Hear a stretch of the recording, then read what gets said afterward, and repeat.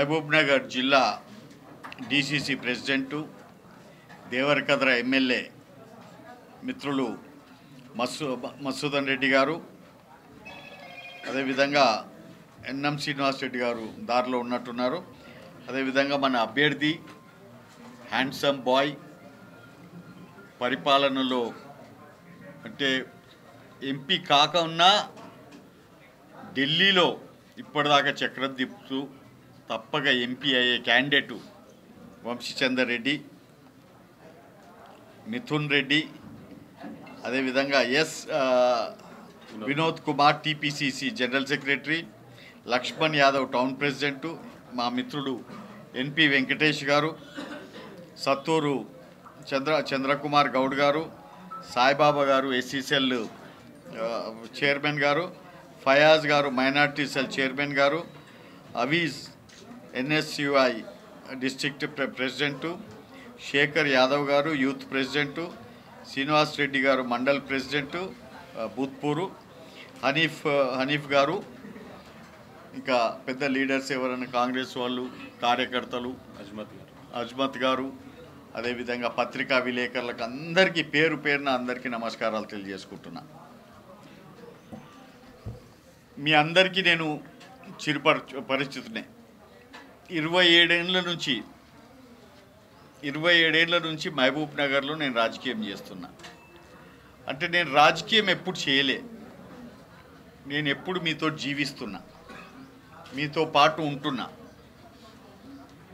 మీరు పెళ్ళిళ్ళకు కానీ, సావులకు కానీ, బర్త్డేలకు కానీ, శారీ ఫంక్షన్లకు కానీ, ఇఫ్తియార్లకు కానీ, ఎక్కడ ఏది చేసినా కానీ 25 సంవత్సరాలు నేను విదేశాలలో ఉండి మన మహబూబ్ నగర్ ప్రజలతోటి జీవించటానికి రావడం జరిగింది, వాళ్ళతో పాటు బతకడానికి నేను రావడం జరిగింది.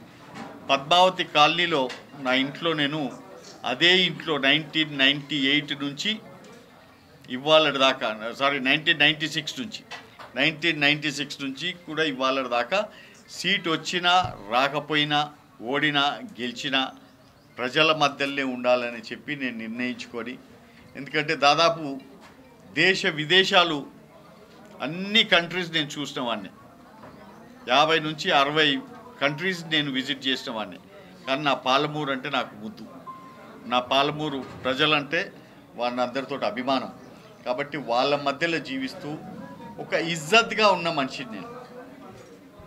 ఎక్కడ కూడా నేను, ఎందుకంటే ఆర్కే ఇంటర్వ్యూలో కూడా నేను చెప్పడం జరిగింది, ఎక్కడైనా కానీ ఎవరైనా నా ఇంటి ముందరికి వచ్చి నిలబడి జితేందర్ రెడ్డి నాకు ఒక న్యాయ పైసా అప్పున్నాడు, లేకపోతే నా దగ్గర నుంచి ఒక న్యాయ పైసా తీసుకున్నాడు లంచం కిందను అని చెప్పి అనమనండి. లేకపోతే నాకు జితేందర్ అన్న శత్రుత్వం ఉందని చెప్పి ఎవరన్నా అనమని చెప్పండి. లేకపోతే జితేందర్ రెడ్డి నాకు చీట్ చేసిండని చెప్పి అనమని చెప్పండి అని చెప్పి ఆర్కే ఇంటర్వ్యూలోనే నేను ఛాలెంజ్ చేయడం జరిగింది. ఇవాళటికి కూడా మా నాయన ఏ విధంగా అయితే పేరు తెచ్చుకున్నాడో పెద్ద పోలీస్ ఆఫీసర్గా, దానిని నిలబెట్టడానికి నా శాయశక్తుల ప్రయత్నాలు చేసుకుంటూ వచ్చా.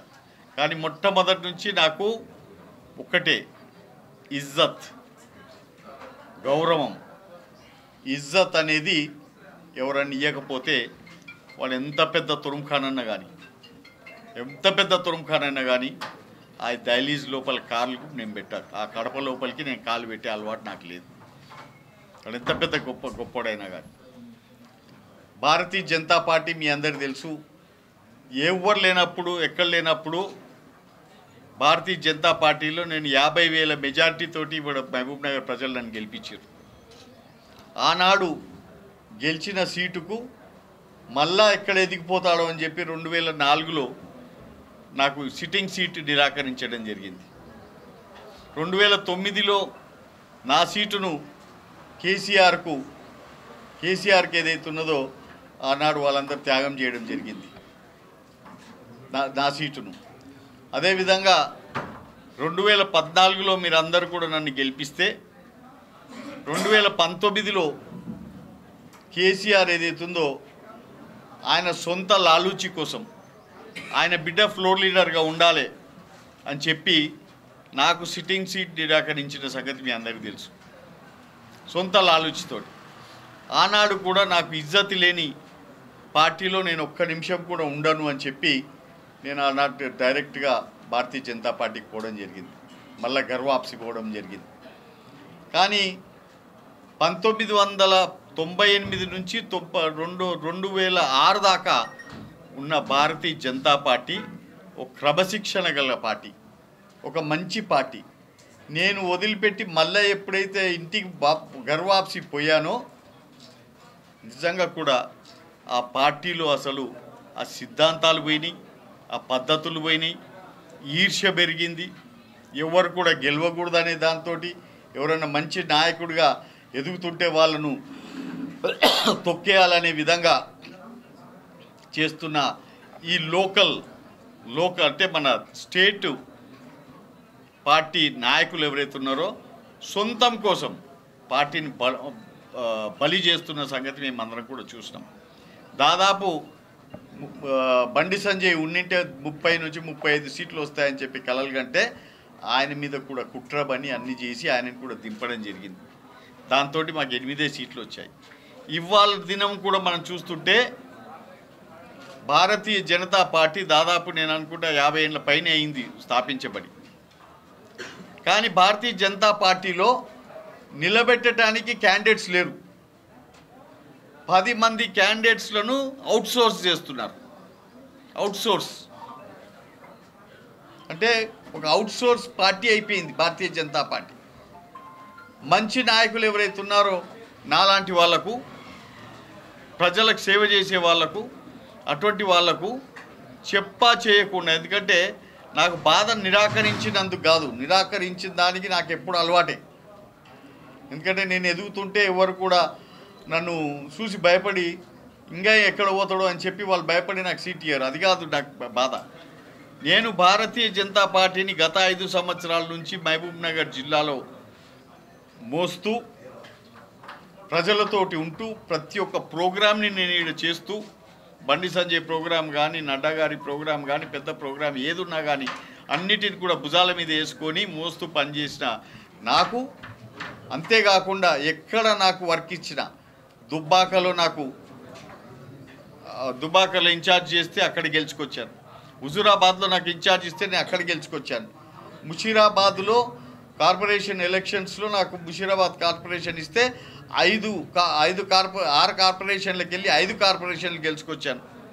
అదేవిధంగా వరంగల్లో నన్ను ఇన్ఛార్జ్గా వేస్తే 1 సీటు నుంచి 14 సీట్ల దాకా తీసుకుపోవడం జరిగింది. ఎక్కడ పంపిస్తే అక్కడ చేసి శ్రమతోటి నాది ఏదైతుందో పార్టీలో పనిచేసిన తర్వాత మొన్న నేను ఎక్స్పెక్ట్ చేస్తున్న సీటు నాకు ఇవ్వకుండా, బాధ ఏంటంటే నన్ను పిలిచి కూడా మాట్లాడలేదు. జితేందర్ పలాని రీజన్ మీద నీకు సీట్ ఇస్తలేము, పలాని సీట్ ఏదైతే ఉన్నదో ఈ సీట్ ఏదైతే ఉందో పలాని రీజన్ నీకు ఇస్తలేము, నువ్వు పార్టీలో పనిచేయి, ఈ సీటుని గెలిపి అని చెప్పిన నాదుడు లేడని చెప్పి మీ అందరు నేను తెలియజేస్తున్నాను. నిజంగా కూడా నాకు చాలా మోదీ గారు అంటే చాలా అభిమానం, అమిత్ షా గారు అంటే చాలా అభిమానం, నడ్డా గారు అంటే చాలా అభిమానం. దేశం కోసం పనిచేస్తున్నారు వాళ్ళు, దేశ ప్రగతి కోసం వాళ్ళందరూ పనిచేస్తున్నారు. కానీ ఇక్కడ ఉన్న ఏదైతే స్టేట్ నాయకులు ఏదైతే ఉన్నారో భ్రష్టు పట్టిస్తుంటే వాళ్ళు కూడా ఏదైతే ఉందో నన్ను పిలిచి ఒక మాట చెప్పడానికి నేను బాధపడుతున్న సమయంలో ఆనాడు కాంగ్రెసు బ్రిటిషర్స్ల నుంచి ఆజాదీ ఇప్పించింది. 1947లో బ్రిటిషర్ల నుంచి ఆజాదీ ఇప్పించిన పార్టీ ఏదమ్మా అంటే మనం కాంగ్రెస్ అని చెప్తాం. ఈడ మహబూబ్ నగర్ జిల్లాలో జరుగుతున్న అరాచకాలు అన్నిటిని కూడా ఇక్కడ కూడా ఫ్రీడమ్ ఇప్పించింది ఏ పార్టీ అని అంటే, ఇవాళ ప్రజలందరూ కూడా శ్వాస పీల్చుతున్నారంటే, ఈడ కూడా ఒక ఆజాదీగా ఉన్నారంటే అది కూడా ఏదైతే ఉన్నదో కాంగ్రెస్ ఈడ మళ్ళా వాళ్ళందరికీ ఊపిరి పీల్చే విధంగా చేసిన పార్టీ. అంటే ఇక్కడ కూడా మహబూబ్ నగర్లో కూడా ఆజాదీ ఇచ్చిన పార్టీ. దాని నాయకుడు ఎవరు, అధ్యక్షుడు ఎవరు? రేవంత్ రెడ్డి గారు. ఆ రేవంత్ రెడ్డి గారు నిజంగా కూడా నేను చెప్తున్నా, మా రెడ్డి బిడ్డ, ఎస్ మా రెడ్డి బిడ్డ, ధైర్యం ఉన్న బిడ్డ, దమ్మున్న బిడ్డ, దమ్మున్న పాలమూరు బిడ్డ. ఆ బిడ్డ ఏదైతున్నదో మమ్మల్ని అందరినీ తెలంగాణ రాష్ట్రంలో జరుగుతున్న మొత్తం టోటల్ కరప్షన్ నుంచి కానీ నియంత్రణ పాలన నుంచి కానీ విముక్తి చెందించి తీసుకొచ్చిన బిడ్డ ఆయన. నిజంగా కూడా నేను I'm proud of that boy. ఎందుకంటున్నా అంటే నా ఎదురుగా చిన్నప్పటి నుంచి నా ఎదురుగా పెరిగిన అబ్బాయి ఆయన. వంశీ కానీ వీళ్ళందరూ నా ఎదురుగా చిన్న పిల్లలు వీళ్ళందరూ. కానీ ఇంత మంచి ఆజాదీ మాకు ఇప్పించినందుకు నిజంగా I hats off to Revanth Reddy.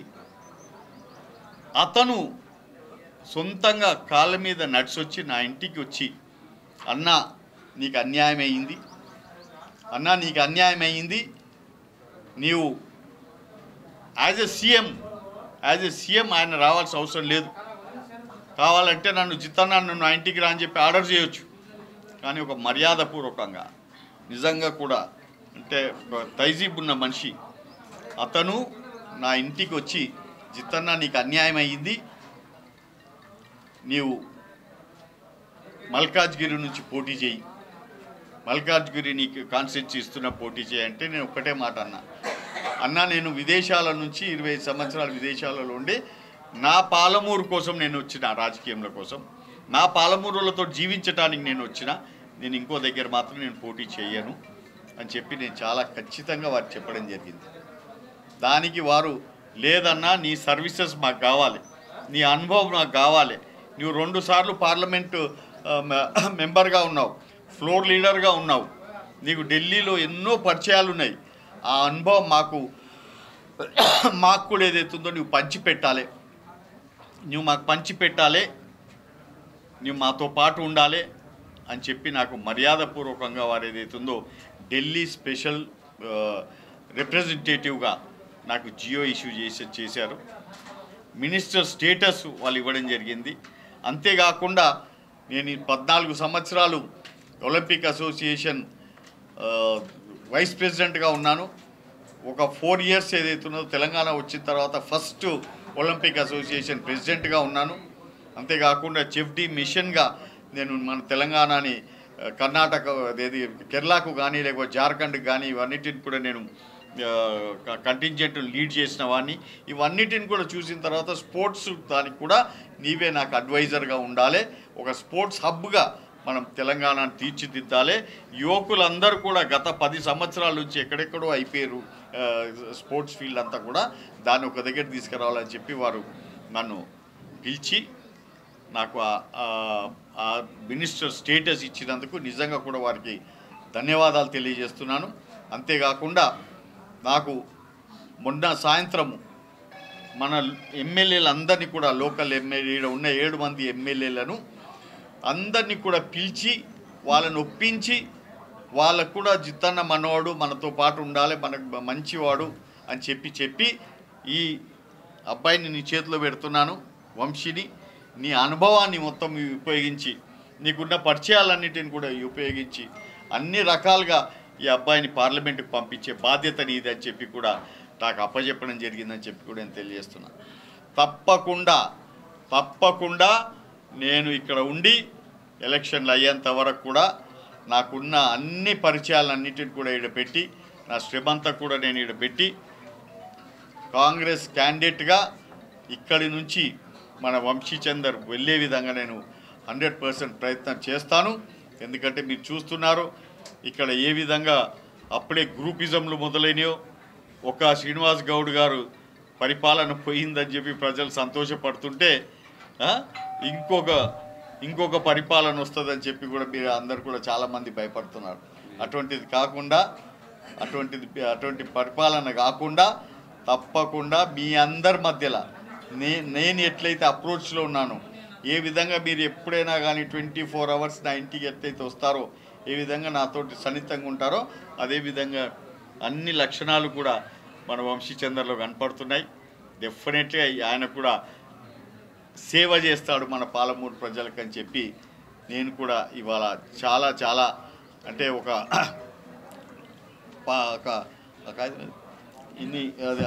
ఇన్ని సంవత్సరాల నుంచి మనం వెయిట్ చేసి చూస్తున్న కాంగ్రెస్ పార్టీ మళ్ళీ ఒకసారి అధికారంలోకి రావడం జరిగింది. వచ్చిన ఈ 100 డేస్లోనే వాళ్ళు చెప్పిన పథకాలు 6 పథకాలలో కూడా దాదాపు 4 పథకాలు అమలు చేయడం జరిగింది.